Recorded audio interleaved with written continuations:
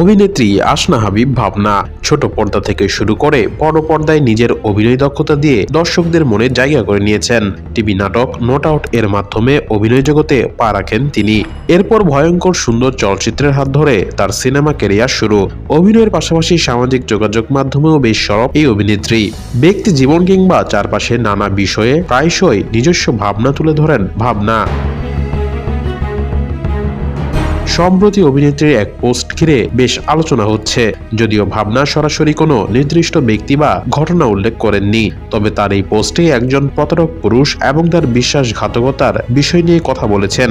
নিজের পোস্টে আল্লাহর প্রতি তার বিশ্বাসের কথা তুলে ধরেছেন ভাবনা। তিনি লিখেছেন, একজন প্রতারক পুরুষ তার বিশ্বাসঘাতকতা গোপন রাখে, কিন্তু আল্লাহ তা প্রকাশ করে দেন সেই নারীকে রক্ষা করার জন্য যাকে সে কষ্ট দিচ্ছে, কারণ আল্লাহ এমন সবকিছু দেখেন যা সে দেখতে পায় না।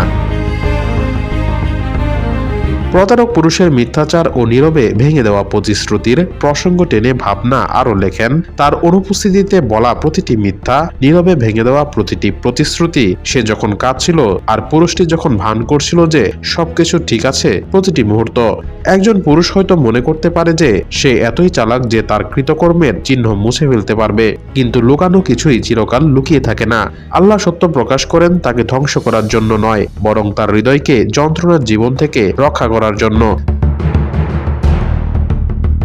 শেষে লিখেছেন, বিশ্বাসঘাতকতা হয়তো গোপনে করা হয়, কিন্তু তার প্রকাশ হলো ঐশ্বরিক সুরক্ষা। যখন আল্লাহ পর্দা সরিয়ে দেন তখন তা শাস্তি নয়, তা হলো উদ্ধার। আর এখন আমি গর্বের সাথে বলতে পারি, আলহামদুলিল্লাহ।